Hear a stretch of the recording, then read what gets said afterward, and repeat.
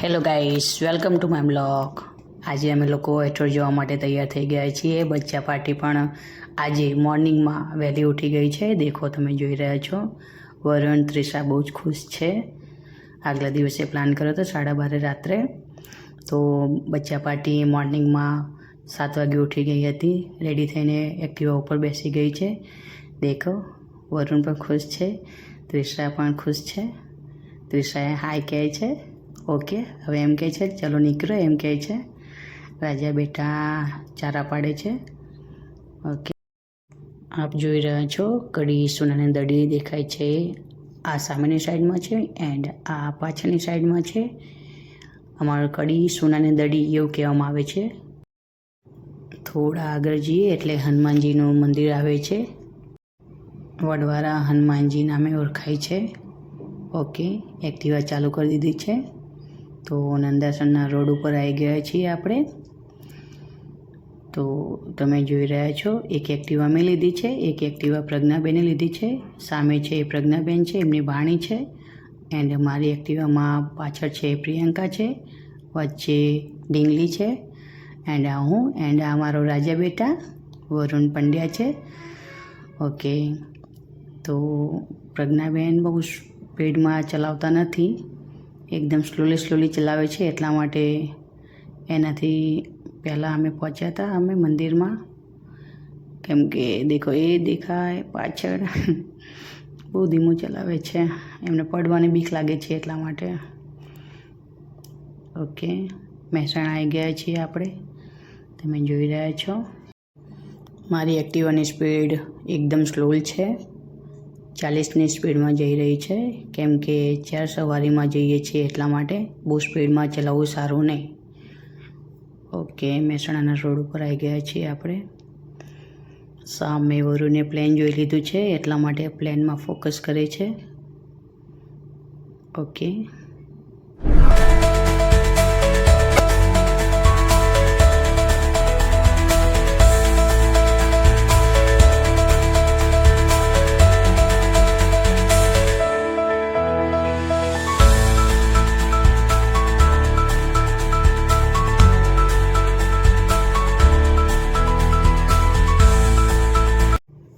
Guys, time જાય છે ખબર પડતી નથી. મહેસાણામાં પહોંચી ગયા છીએ. આ નવો હાઈવે બનતો હતો, 3 વર્ષ થઈ ગયા હતા બનતા તો ફાઇનલી અત્યારે બની ગયો છે. ઓકે, દૂધની સાગર ડેરી આવી ગઈ છે. મહેસાણાની પ્રખ્યાત મોટી ડેરી છે દૂધ સાગર ડેરી.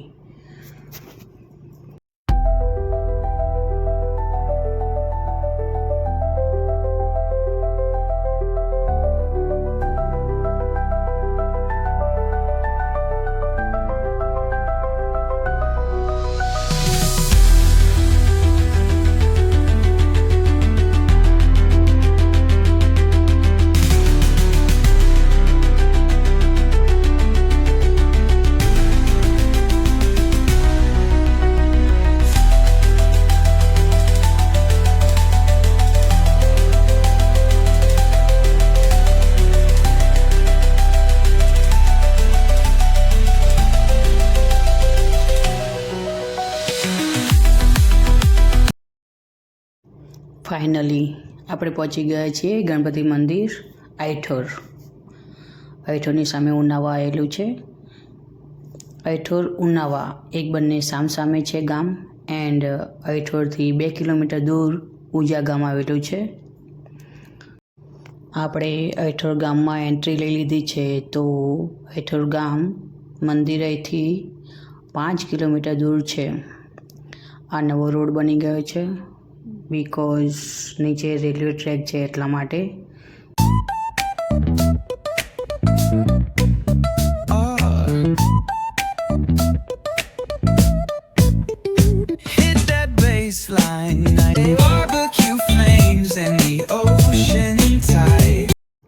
આપ જોઈ રહ્યા છો આઈઠોર મંદિર આવી ગયું છે. તો ચલો અંદર એન્ટ્રી લઈશું.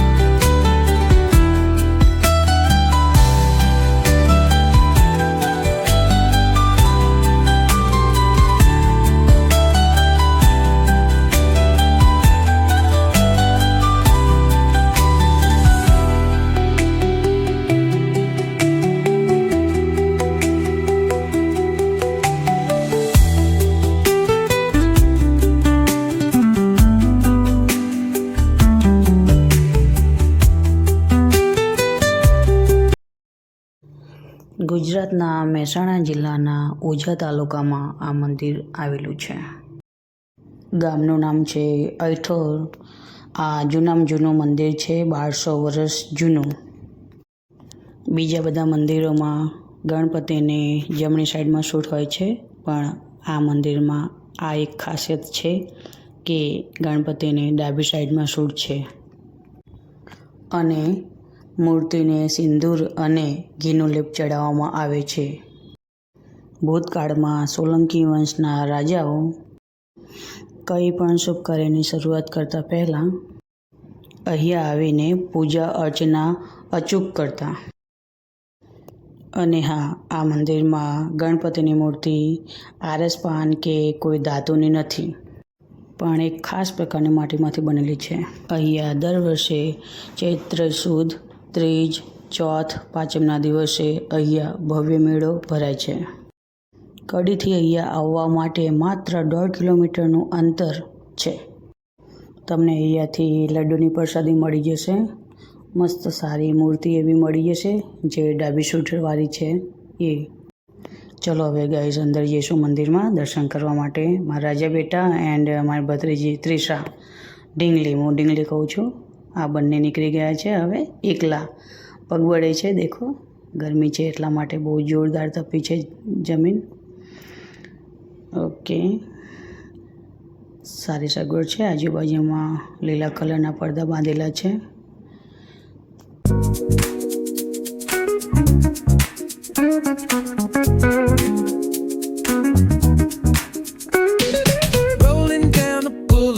Sun hitting my shades. Oh, yeah.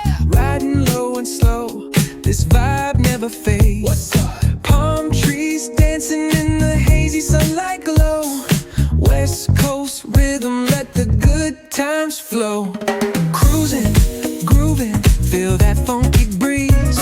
Talk about singing, setting spirits at ease.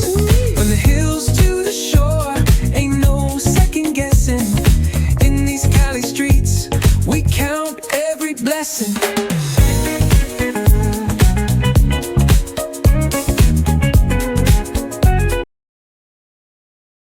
Guys, અહીંયા કહેવાય છે કે તમે અહીંયા આવીને ઘઉંનો ઊધો સાથે દોરો તો તમારે દરેક મનોકામના પૂરી થાય છે, એવું બધા કહે છે.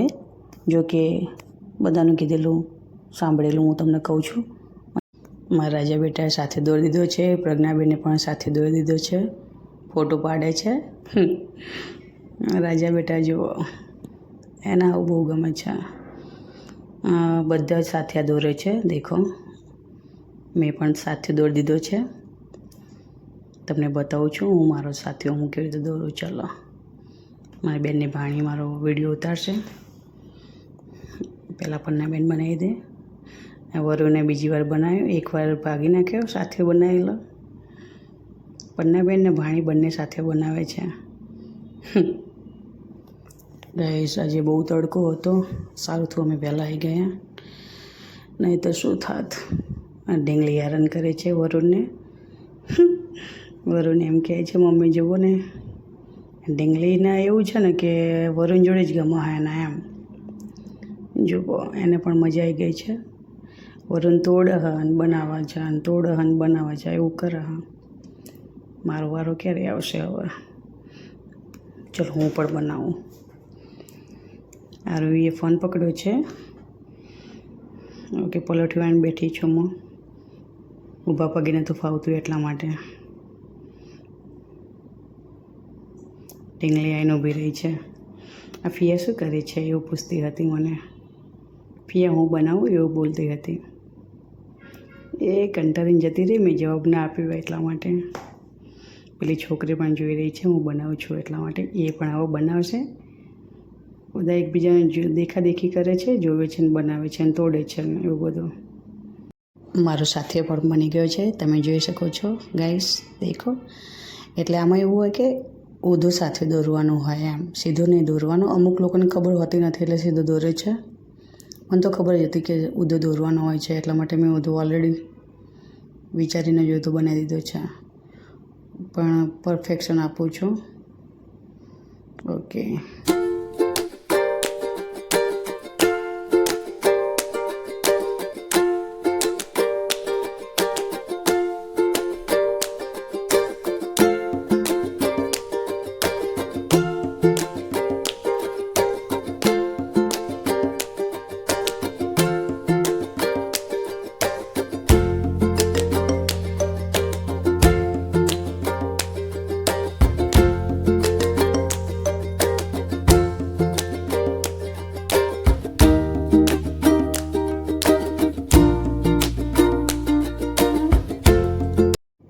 રાજા બેટાને ત્યાં થોડુંક ઓછી મજા આવી એટલા માટે અહીં આવી ગયો. કંકુ પોતે બનાવે છે સાથીઓ.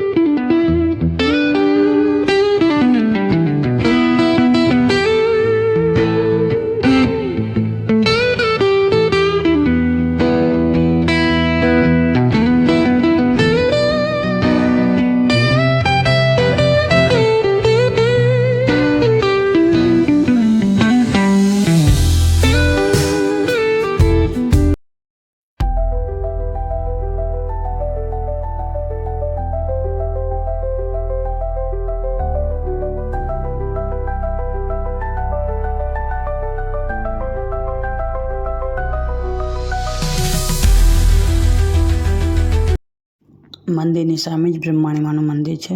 બ્રહ્માણીમાં અમારા કુળદેવી છે, તો આ મંદિરમાં પણ દર્શન કરવા આવ્યા છે. સામે દાદા લખેલું દેખાય છે.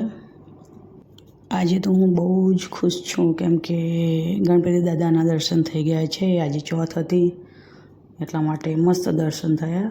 અમે વહેલા આવી ગયા હતા મોર્નિંગમાં, એટલા માટે બહુ ભીડ પણ નથી. તો હવે અમે ઘરે જવા માટે નીકળીશું. મળીએ નેક્સ્ટ બ્લોકમાં. ગુડ નાઇટ, સબ્બા ખેર, જય Shri Krishna. Okay, tata, by.